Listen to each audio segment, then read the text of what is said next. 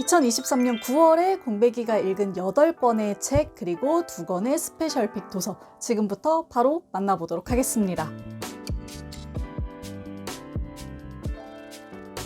안녕하세요 공복이 여러분, 공백입니다. 모두 즐거운 연휴 보내셨나요? 저는 오늘도 어김없이 제가 이번 달에 읽은 책들을 모아서 들고 돌아왔습니다. 2023년 9월에 공백이가 읽은 8권의 책 그리고 2권의 스페셜픽 도서 지금부터 바로 만나보도록 하겠습니다. 네, 첫 번째 책입니다. 정보라 작가님의 고통에 관하여입니다. 장편 소설이고요. 굉장히 독특한 주제를 가지고 쓰여진 책이라서 제가 한 번에 보고 좀 마음이 갔던 책이었어요. 이 소설 속 세계에는 완벽한 진통제가 나와 있습니다. 이 진통제는 마약류의 진통제보다 강력하고 효과적으로 고통을 제어하는데요. 부작용도 없고 중독도 안 돼요. 그러니까 진짜 완전 무결한 진통제인 거죠. 이런 진통제가 나와 있다 보니까 이 소설 속 세계에서는요, 통증이라는 것이 견딜 필요가 없는 것이 됩니다. 그래서 고통을 견디려고 하는 것, 고통을 견디는 것이 일종의 정신병처럼 여겨집니다. 왜냐면 그럴 필요가 없으니까요. 자, 이런 와중에 고통으로서 인간 존재를 증명하려는 종교가 등장합니다. 이 종교는요, 고통이라는 감각과 거기에 따르는 두려움, 절망, 분노 같은 감정이 한 인간의 존재와 구원에 반드시 필요하다고 생각하고 있어요. 그래서 자의적으로 스스로한테 고통을 가하는 방식으로 교단을 운영해가는 곳이에요. 이 소설 속의 등장인물들은 모두 이 약을 만든 제약회사, 그리고 고통을 원하는 종교단체, 이 두 단체의 어딘가에 얽혀있는 사람들입니다. 이 두 단체가 고통이라는 것을 매개체로 굉장히 긴밀하게 연결되어 있을 수밖에 없잖아요. 그렇다 보니까 여기에 얽힌 인물들의 사연도 굉장히 긴밀하게 얽혀있고, 소설은 이런 사람과 사연을 추적해가는 방식으로 쓰여져 있는 거죠. 소설의 후반부로 가면 이 사건들이 점점 부풀어나고 깊어지면서 약간 조금 벅차다라는 기분이 들기는 했어요. 그랬기는 했지만 이 소설이 고통에 대한 어떤 유의미한 질문들을 던져준다는 점에서 저는 흥미로웠습니다. 예컨대 이런 질문들인데요. 고통이 완벽하게 제어된다는 것이 다른 어떤 장점 혹은 부작용을 수반하는가? 고통을 통해서 발견되는 삶의 의미라고 하는 것이 있는가? 이런 의문의 지점들을 작가가 끊임없이 던져주고 있어서 재밌다는 생각이 들었습니다. 정보라 작가 특유의 미스터리하고 섬찟한 느낌이 잘 풍기는 한편, 그러면서도 이 시대상과 맞물리는 현실에 발닿아 있는 지점들이 아주 잘 느껴지는 작품이었어요. 정보라 작가님의 고통에 관하여 였습니다. 다음 책으로 넘어가 볼게요. 네, 다음 책입니다. 이번 달 저희 첫 번째 스페셜픽 도서고요. 최은영 작가님의 소설집 아주 희미한 빛으로도입니다. 총 7편의 단편 소설이 들어있는 소설집인데요. 그간 최은영 작가님의 소설을 사랑해 오던 독자로서 정말 반가운 소설집이었어요. 제가 보통 단편 소설집을 소개해드릴 때는 각각의 단편을 한 줄의 로그라인으로 이렇게 소개를 해드리곤 하는데요. 최은영 작가님의 소설은 그런 식의 접근이 좀 어울리지 않는 것 같아요. 이 소설 안에서 무엇인가 사건이 일어나기는 하지만요, 그 사건보다는 사람들 사이의 어떤 미묘한 감정과 관계, 여기에 주목하게 하는 소설이어서 그렇지 않을까 싶어요. 참 이런 소설들이 소개할 때 좀 어렵습니다. 그래도 어렵사리 소개를 해보자면 관계에 대한 이야기부터 시작을 해봐야겠습니다. 최은영 작가님의 소설들에서는요, 익숙하면서도 낯선 관계들이 등장합니다. 뒤늦게 대학 생활을 하고 있는 주인공과 대학 강사, 대학 동아리에서 함께 글을 썼던 사이, 회사에서 정직원과 인턴으로 만난 사이, 이모와 조카 사이, 자매 사이, 모녀 등등의 다양한 관계가 존재해요. 이 인물들은 서로에게 굉장히 조심스러우면서도 강렬하게 연결이 되어 있고요. 그 관계로 하여금 스스로를 들여다보고 드러내고 회복하기를 주저하지 않습니다. 이들이 가진 관계와 사연은 은밀하고 사적이지만 결코 개인적인 이야기는 아니에요. 작가는 이들의 상처와 회복의 과정을 통해서 이 사회의 단면을 분명하게 드러내고 있고요. 이런 점 때문인지 최은영 작가의 책은 투명하고 여린 것 같으면서도 한편으로는 단단하고 강력한 사회적 메시지를 전달해 주기도 합니다. 이렇게 다층적이고 복합적인 매력이 최은영 작가 소설의 최대 장점이라고 저는 생각을 하는데, 진짜 이걸 설명하는 언어의 한계를 제가 지금 여실히 느끼네요. 책을 소개하는 입장에서 이런 말씀을 드리기 참 뭐하지만 이 책은 그냥 한번 읽어보시면 좋겠습니다. 너무 막무가내인가요? 동시대의 많은 작가들과 독자들이 사랑하는 작가 최은영의 아주 희미한 빛으로도를 여러분께 첫 번째 스페셜픽으로 소개해드리면서 다음 책으로 넘어가 보겠습니다.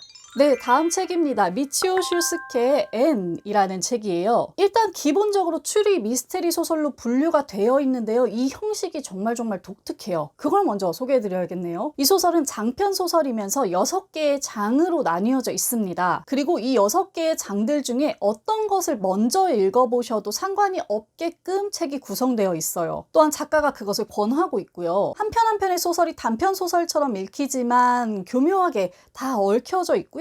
읽는 순서에 따라서 독자가 받는 느낌이 확연하게 달라지기 때문에 작가는 이렇게 순서를 달리 읽음으로써 더 큰 재미를 느껴보라고 권하고 있습니다. 그래서 책 안에 독특한 장치가 하나 되어 있는데요. 각 장마다 책이 인쇄된 방향이 서로 달라요. 이렇게 안을 보시면 이렇게 역방향, 그리고 장이 지나면 또 정방향, 또 역방향, 이런 식으로 책이 조절이 되어 있거든요. 독자가 무심결에 순서대로 책을 읽는 것을 방지하고 좀 더 적극적으로 순서를 선택할 수 있게끔 이런 장치를 해놓은 거죠. 아니, 이런 구조로 어떻게 이야기를 진행할 수 있을까 굉장히 궁금했는데요. 읽어보니까 각 장에서 등장하는 인물들, 그리고 사건들, 그 사건을 일으키는 계기들, 이런 것들이 모두 은밀하게 얽혀 있더라고요. 각 소설의 주제나 사건 자체는 일반적인 미스테리 소설과 크게 다르지 않아요. 뭐 누군가가 죽거나 갑자기 의문의 인물이 나타나거나 이런 건데요. 사건의 진실을 알아가는 순서가 독자마다 다 다를 테니까 누군가는 뭐 미스테리 추리 소설에 맞는 어법으로 진실을 밝혀가는 어법으로 책을 읽게 될 거고, 누군가는 조금 더 드라마에 가까운 가슴 찡한 형태로 엔딩으로 치닫게 될 것이고, 이런 식으로 다른 분위기로 책을 읽어볼 수 있는 거죠. 이런 점을 작가가 계산에 넣고 있다는 점, 그리고 각기 다른 순서로 여러 번 읽어보라고 권하고 있다는 점도 저는 굉장히 재미있었습니다. 다만 아쉬운 점은 이러한 재미있는 시도를 제외하고 이야기 하나하나가, 혹은 이 전체의 이야기가 대단히 잘 가다듬어지거나 특별히 인상 깊다는 느낌은 아니었어요. 그 점이 조금 아쉽게 느껴졌지만, 이 여러 개의 이야기들을 읽으면서 뭔가 나중에 퍼즐이 이렇게 짝짝 맞아가는 즐거움, 의외의 부분들이 연결지어지는 지점들을 살펴보는 게 아주 재밌는 유희처럼 다가왔던 소설이었습니다. 미치오 슈스케의 N 소개해드렸습니다. 네, 다음 책입니다. 세계적인 음악가 류이치 사카모토의 유고집 나는 앞으로 몇 번의 보름달을 볼 수 있을까? 입니다. 저도 학창시절에 류이치 사카모토의 음악을 정말 오랫동안 아껴 들었던 사람이거든요. 최근에 작업했던 영화 테마곡들도 다 굉장히 좋아했고요. 그런 그가 마지막으로 남긴 이야기여서 이 책에 굉장히 관심이 갔습니다. 이 책은 그의 인생에 있었던 굵직한 작품들과 공연들, 그리고 만남들에 대한 이야기가 순서대로 실려 있습니다. 개인적으로 이 책에서 가장 인상 깊었던 부분은 예술가가 이 세계를 어떻게 바라보는지, 그것을 어떻게 예술에 녹여내고 다시 세상으로 내보내려고 하는지에 대한 부분이었어요. 이것은 뭐 예술가들이 쓴 에세이를 볼 때 얻을 수 있는 가장 큰 수학 중에 하나겠죠. 특히 류이치 사카모토는 이 활동하는 내내 굉장히 굵직한 여러 사건들을 통과해 왔습니다. 일단 일본의 원자력 발전소 반대 운동을 직접 겪었고요. 그리고 동일본 대지진, 코로나로 인한 고립과 최근에 터진 우크라이나 전쟁까지 그가 이러한 일들을 겪고 예술가로서 무언가를 만들어서 사회에 대답하고 예술을 매개로 조응하는 이런 부분들이 굉장히 인상 깊게 느껴졌습니다. 이 부분들을 읽으면서 예술과 예술가의 존재 이유에 대해서 조금 더 명확하게 알게 된 것 같은 느낌이 들었어요. 한편 몇 년에 걸쳐서 암투병을 하면서 마지막까지 음악으로 자신을 일으켜 세웠던 그의 이야기를 들어볼 수 있어서도 굉장히 좋았습니다. 자기의 끝을 내다보고 있는 자만이 쓸 수 있는 어떤 깊은 통찰들, 전방위적인 삶의 회고들, 이런 것들이 곳곳에서 아주 깊은 울림을 주는 책이었어요. 덧붙이자면 이 책은 디자인을 정말 잘했다는 생각을 제가 여러 번 했어요. 표지도 아름답고요. 이 안에 있는 류이치 사카모토의 사진도 너무 아름답고, 중간에 이렇게 별빛이 흩어지는 듯한 느낌의 속지, 그리고 각 장마다 이렇게 형태를 바꾸면서 변화하는 달의 모습까지 이 책의 포인트들을 디자인적인 면에서 굉장히 잘 잡아주고 있다는 생각이 들었습니다. 류이치 사카모토의 유고집 나는 앞으로 몇 번의 보름달을 볼 수 있을까 였고요. 다음 책으로 한번 넘어가 보겠습니다. 네, 다음 책입니다. 차승민 작가의 책 법정으로 간 정신과 의사입니다. 이 책은 제가 이전에 단독으로 소개를 해드렸던 책이라서요. 오늘은 간단히 간단하게만 이야기하고 넘어가 볼게요. 이 책은 형사 정신감정에 대해서 알려주는 책입니다. 우리 왜 강력범죄 뉴스 보다 보면 심신미약이라는 단어 종종 듣잖아요. 범죄를 저지른 사람이 심신에 장애가 있는지 없는지, 범죄 당시에 그러한 병이 얼마나 범죄에 영향을 미쳤는지, 이 여부에 따라서 형법상의 처분이 달라지기 때문에 이 진실을 제대로 감정하는 과정이 필요한데요. 이것이 바로 형사정신감정의 과정입니다. 작가는 바로 이 형사정신감정을 하는 정신과 의사고요. 여기에 대한 기본 지식을 알려주고 흔히 있는 오해들을 털어주고, 그럼으로써 이 형사정신감정이라고 하는 것이 왜 필요한 것인지를 알려주는 역할을 이 책에서 하고 있어요. 왜 우리가 심신미약 처분과 관련해서 흔히 걱정하는 것들이 있잖아요. 예컨대 범죄자가 심신미약인 척해서 처벌을 피하면 어떡하지? 술만 먹으면 다 감형된다는데 이게 맞나? 피해자가 엄연히 존재하는데 심신미약이라고 처벌을 하지 않으면 이게 과연 정의로운가? 저도 이런 생각들이 가득했기 때문에 이 책을 집어들게 되었는데요. 사실 이 책을 읽고 나서도 마음속에 어떤 딜레마들은 여전히 존재해요. 하지만 그럴지언정 형사 정신감정에 대한 오해들을 많이 풀 수 있었고, 좀 더 진실에 가까운 눈으로 이 과정을 지켜볼 수 있게 되었습니다. 그래서 저와 비슷한 의구심을 가진 분들이라면 꼭 한번 읽어보셨으면 좋겠어요. 차승민 작가님의 법정으로 간 정신과 의사였습니다. 네, 다음 책입니다. 제가 정말 좋아하는 시리즈, 유의 문장 시리즈이고요. 이번에는 돈의 말들입니다. 김리한 작가님 책이에요. 돈에 대한 100가지 문장과 100편의 짧은 글이 함께 실려 있는 책입니다. 이 책의 작가인 김리한 작가는 늦음학기 경제 공부를 시작해서 지금은 다양한 현금 파이프라인을 가지고 있고 돈알못들을 위한 경제 교육을 하고 있는 분입니다. 재테크 에세이를 전문적으로 써내고 있는 분이기도 하고요. 이분이 지난 세월 동안 경제 공부를 하면서 길어 올렸던 생각들, 그리고 그러한 생활에 큰 영향을 줬던 문장들을 이 책에서 소개하고 있는데요. 그것을 이렇게 넘겨다보는 재미가 쏠쏠했던 책입니다. 다만 이 책은 일반적인 경제, 재테크 책들처럼 실질적인 경제 팁을 알려주거나 기술을 가르쳐주는 책은 아니에요. 돈을 대하는 사람의 태도, 돈을 벌고 쓰는 법, 소비와 가치에 대한 이야기를 넓게 다루고 있는 에세이라고 생각하시고 읽어야 해요. 이 점을 기억해 주시면 좋겠습니다. 보통 돈 많이 버시는 분들이 이런 얘기 하잖아요. 돈을 버는데 정말 중요한 것은 돈에 대한 마인드라고. 이 돈에 대한 마음가짐에 대해서 다양한 인사이트를 건네주는 책, 김희한 작가님의 돈의 말들이었습니다. 소개해드리면서 다음 책으로 넘어가 볼게요. 네, 다음 책입니다. 이번 달 저의 두 번째 스페셜 픽 도서예요. 앤 헬렌 피터슨의 책 요즘 애들입니다.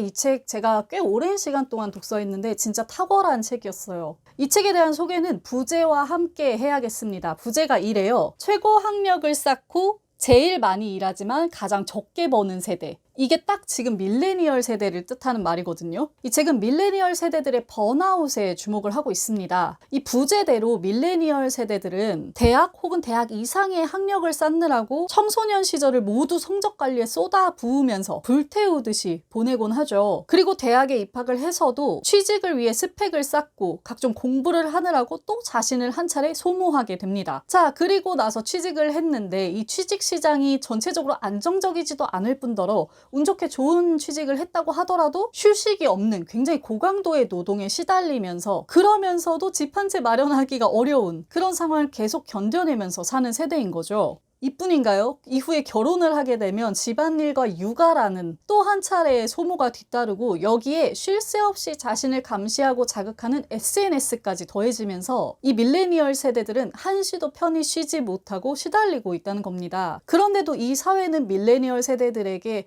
이 편한 세상에서 왜 그렇게 나약하게 사느냐, 좀 더 열심히 해라, 왜 너는 너밖에 모르냐, 이렇게 얘기를 한다는 거죠. 이 책은 밀레니얼 세대들이 처한 어려움의 원인을 개인이 아니라 사회에서 찾고 있습니다. 과거 미국의 정치와 경제 시장이 어떤 과정을 통해 변해왔으며 이 변화를 통해 얼마나 많은 직업적 안정장치와 복지들이 사라졌는지, 이 후폭풍 때문에 밀레니얼 세대들이 어떤 어려움을 겪고 있는지를 면밀하게 분석하고 있어요. 이게 미국의 이야기이기는 하지만 우리나라의 이야기와도 굉장히 닮아 있거든요. 자, 이런 것들을 분석함으로써 이 책이 우리에게 주려고 하는 메시지는 우리 세대가 겪는 어려움들 중에 상당수가 자기 자신, 개인의 문제가 아니다, 거대한 사회의 흐름과 일그러져 버린 구조 때문이다 라고 이 책은 이야기를 해주고 있어요. 또한 이러한 흐름에서 잘 버티지 못한다고 해서 내가 번아웃이 온다고 해서 내가 모자르거나 내가 잘못된 것이 아니라 이 사회 모두에게 책임이 있는 거다. 그리고 이 흐름에 따라서 모두가 반드시 그렇게 자신을 소모하면서 살 필요는 없다라고 이 책은 이야기를 해주고 있습니다. 즉, 이 책은 어떤 답안지를 제공하는 책이라기보다는 밀레니얼 세대에게 새로운 가능성과 새로운 시각을 제공해주는 책이라고 보는 게 좋을 것 같아요. 과거의 흐름을 짚어내고 현실의 문제를 잡아내는 이 작가의 통찰력이 정말 대단했고요.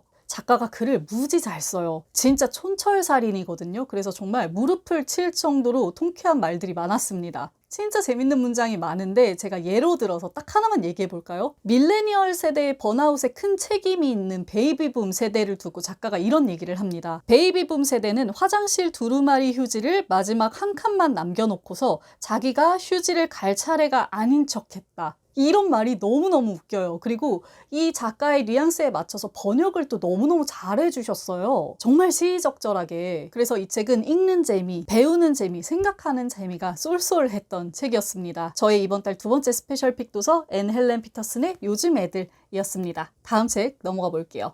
네, 마지막 책입니다. 글렌 피셔의 무조건 팔리는 카피입니다. 제가 개인적으로 짧은 문장을 지을 일들이 많잖아요. 유튜브 제목도 그렇고 썸네일도 그렇고 인스타그램도 그렇고. 그래서 카피 부분에서 조금 더 전문적인 지식을 쌓으면 도움이 될까 싶어서 요즘 카피 책들을 좀 들여다보고 있어요. 서점에 가서 책들을 막 찾아보는데 사실 이 책은 제목이 그렇게 마음에 들지는 않았어요. 뭐 무조건 팔리는 어쩌고 이런 거 너무 과장된 제목이어서 좀 고민을 했지만 일단 사와서 읽어봤거든요. 그런데 개인적으로는 조금 실망을 많이 한 책이었습니다. 이 책에서 작가는 즉각적으로 소비자의 행동을, 소비를 유발하는 카피에 대해서 이야기를 해요. 그런데 이게 뭔가 작가가 너무 혀가 길다는 느낌? 앞에서 미끼를 계속 던지는데 제대로 회수되지 않고 실질적인 팁이 되는 부분은 너무 적었다는 생각이 들고요. 이 책 안에서 작가가 자신이 쓴 카피를 이렇게 예로 들어서 이야기를 많이 하는데 이 카피들이 저한테는 조금 별로였어요. 참